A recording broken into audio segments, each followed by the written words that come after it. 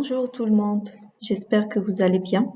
Alors aujourd'hui, je reviens vers vous avec de nouvelles vidéos, mais cette fois-ci sur la gestion du portefeuille, en respectant toujours le même slogan, doucement mais sûrement. Alors dans cette vidéo, je vais introduire quelques principes et travaux, et commençons par l'historique ou l'évolution de la théorie de gestion du portefeuille. Dans les années 50, Harry Markowitz s'est basé dans sa théorie de gestion de portefeuille sur le couple rentabilité-risque. Il a aussi insisté sur l'importance de la diversification dans la réduction du risque total.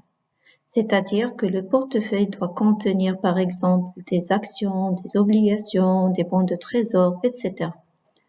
afin de pouvoir réduire ou annuler complètement le risque spécifique et ne subir que le risque du marché. On voit ici que le portefeuille A subit le risque spécifique plus le risque du marché, alors que le portefeuille B est un portefeuille parfaitement diversifié, c'est-à-dire qu'il ne subit que le risque du marché et le risque spécifique égal à 0. Et au milieu des années 60, Sharpe et Traynor ont développé le MEDAF. Il consiste à évaluer le portefeuille en fonction d'un seul critère qui est le risque du marché. Et ce critère, il n'est pas diversifiable. Raison pourquoi Ross a développé le modèle APT dans lequel il préconise l'introduction d'autres facteurs macroéconomiques tels que la variation du PIB ou des facteurs spécifiques, par exemple la liquidité d'un titre.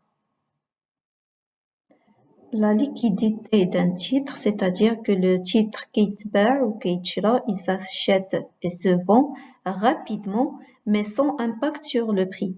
Par exemple, يمكن un titre يكون كيتباع وكيتشرى دغيا, mais la valeur ديالو كتهبط. Non, خصنا vraiment يتباع ويتشرى دغيا, mais sans impact sur le prix. D'autre part, la construction d'un portefeuille, elle dépend du profil du gérant et de ses objectifs. Qui la maximisation de la rentabilité, quel que soit le risque. Qu'il est en sécurité avec un minimum de risque. Et il y a des gérants qui veulent juste répliquer l'évolution de l'indice boursier. C'est-à-dire, ils veulent faire comme ou suivre le benchmark. D'abord, l'indice boursier, ce n'est pas une valeur, mais une variation en points ou en pourcentage. Donc, la progression, qu'est-ce qu'on en hausse ou là en baisse. Et aujourd'hui, au Maroc, on parle plus du MADEX, mais on parle du MASI 20. Et le MASI 20 regroupe les 20 valeurs les plus liquides cotées dans la bourse de Casablanca. Et bien sûr, au Maroc, c'est un indice de référence, c'est le benchmark. On a le MASI 20 et le MASI.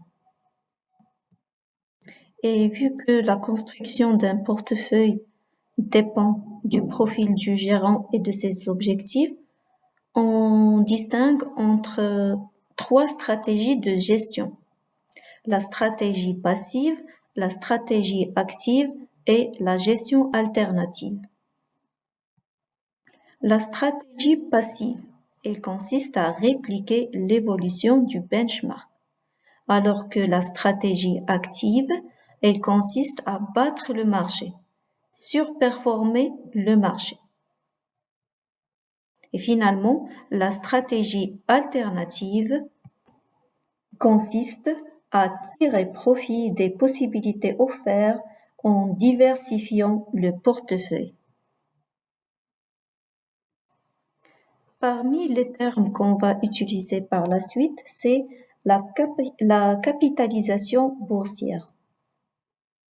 C'est la valorisation ou la valeur totale des actions en circulation cotées en bourse.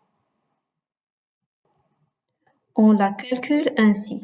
C'est le nombre d'actions fois le prix d'actions en circulation. Alors, d'après ce graphe, on constate que les petites capitalisations sont plus risquées, mais avec une rentabilité élevée par rapport aux bons de trésor, qui a une rentabilité faible, mais avec un risque presque égal à zéro. Rassurez-vous, dans les prochaines vidéos, on va voir tout en détail. Parce que maintenant, c'est que l'introduction. Et d'ici là, je vous souhaite une agréable journée.